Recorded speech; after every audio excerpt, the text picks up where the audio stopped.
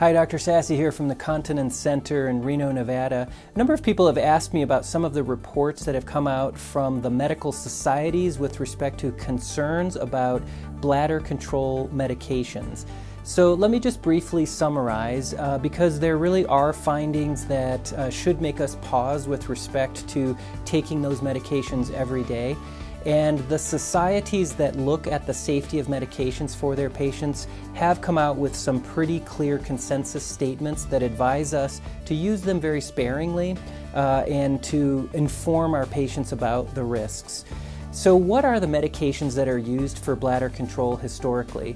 We call these the anticholinergic medications. There's quite a number of them. As you probably know from pharmaceutical treatment of things, we tend to have a lot of copycat medicines. Early ones come out, they get patents, they are able to make some significant money. But then the patents expire and they become generics, and then new drugs come out that are slightly different but work in basically the same way. So over time we often have this buildup of a whole family of medications that basically work with the same mechanism, and that is certainly the case for bladder control medications. The largest category are called anticholinergics, and this includes a lot of drugs that millions of people are taking every day for bladder control.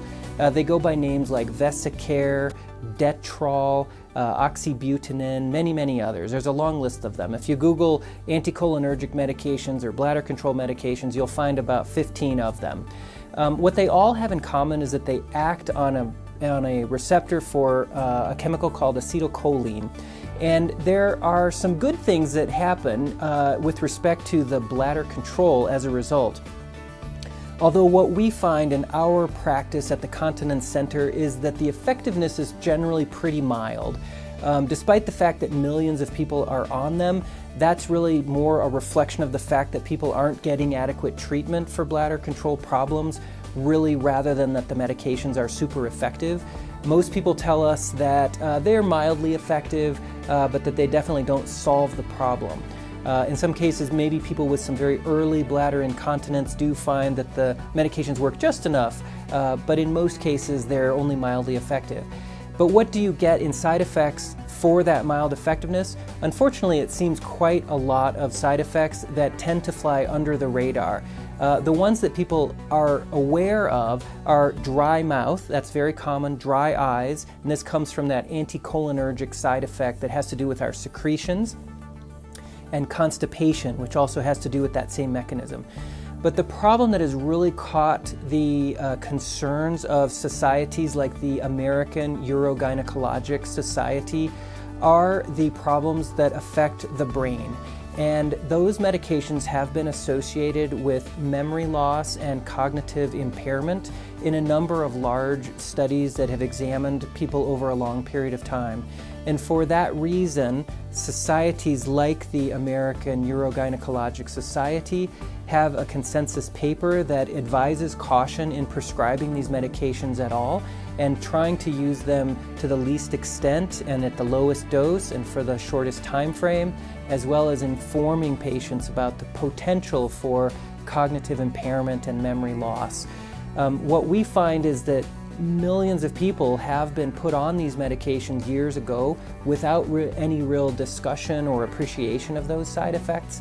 And since nowadays there are such well-proven successes with neuromodulation as a non-invasive therapy, we think the day has come and gone for so many people to be taking these anticholinergic medications.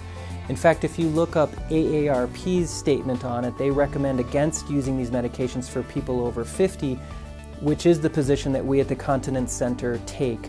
We generally advise people to refrain from these medications if they are over 50, and we ask people to mention it to their prescribing physician if someone else has put them on this, that they may wish to reconsider the chronic usage of them. In most cases, it's a pretty easy discussion because people say they really don't work that well anyway, and they're thrilled to learn that they can resolve the problem with neuromodulation without invasive surgery and without having to take chronic daily medications. So that's the update. I just wanted to alert people there's a fairly recent update from the American Urogynecologic Society that dovetails nicely with AARP's stance on these widespread medications. And I would advise caution if that is something showing up on your medication list or your doctor's giving you a bladder control medication. I would just Google that list and Google that statement and consider that that may not be something that you want to be taking, certainly not taking for the long term, and certainly not if you're over age 50. But know that there is a highly effective therapy for bladder control, which is neuromodulation. And if you've watched our other videos, you know that it's a very simple, safe, non-invasive, and highly effective procedure. So I hope that's been helpful in clarifying some of that new data and those new guidelines, and I wish you the best of health.